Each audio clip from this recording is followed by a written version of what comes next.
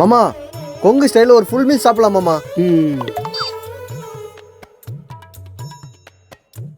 மாமா மதுரை கறி தோசை மாமா, இதை ட்ரை பண்ணலாம், செம்மையா இருக்கும்.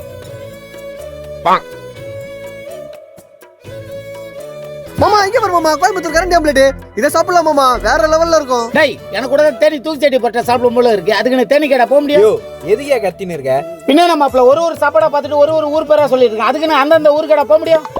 அப்ப நான் கேட்டது எல்லாமே ஒரே இடத்துல கிடைக்காதா? டேய் நீ கேட்டது எல்லாமே ஒரே இடத்துல கிடைக்கும், அதுவும் நம்ம ஊர்லயே கிடைக்கும்டா. அப்படி நான் இவங்களை கூட்டிட்டு வந்த இடம் தான் திருவட்டியூர்ல இருக்க தி பே ரெஸ்டாரண்ட். வந்த உடனே பையனுக்கு ஒரு வணக்கத்தை வச்சுட்டு உள்ள போய் பார்த்தா ஆம்பியன்ஸ்லாம் சும்மா அட்டகாசமா இருக்குங்க. சரி நம்ம வந்த வேலையை பார்ப்போம்ட்டு 3 பேருமே சாப்பிடுறதுக்கு உட்காந்துட்டாங்க. மாமா இலைய கழுவி முடிக்கிறதுக்குள்ள எல்லா ஐட்டத்தையும் அடிக்கிட்டாங்க டேபிள்ல. தூக்கு சட்டி பரோட்டாவை பரத்து தட்டோ தட்டுன்னு தட்ட, மதுரை கறி தோசையை மாமா வெட்டோ வெட்டுன்னு வெட்ட. நமக்கு எப்பவுமே கொங்கு ஸ்டைல் நான்வெஜ் மீல்ஸ் தாங்க, அது நம்ம கோயம்புத்தூர் கரண்டி ஆம்லேட்டோட. அது மட்டும் இல்லங்க, மண் சட்டி மீன் குழம்பு, மண் சட்டி சிக்கன் குழம்பு, மண் சட்டி மட்டன் குழம்பு, இது எல்லாமே தலவாழ விருந்துல மதியம் அன்லிமிட்டடா தராங்க. நாங்க இலையை தவிர எல்லாத்தையும் சாப்பிட்டு முடிச்சிட்டோங்க. நாங்க சாப்பிட்ட மாதிரி நீங்களும் வந்து சாப்பிடணும்னு ஆசைப்படுறீங்கன்னா நீங்க ஃபேமிலியோட வந்தீங்கன்னா கார்டன் ரெஸ்டாரண்ட் இருக்கு. அதே ஃப்ரெண்ட்ஸோட வைப் பண்ணனும்னு வந்தீங்கன்னா பார்ட்டி ரெஸ்டாரண்ட் இருக்கு. இவ்வளவு ஃபெசிலிட்டிஸோட இந்த ரெஸ்டாரண்ட் எங்க இருக்குன்னு பாத்தீங்கன்னா நம்ம திருவட்டியூர் தூத்துக்குடி மெட்டல்ஸ் ஆப்போசிட்ல இருக்கு.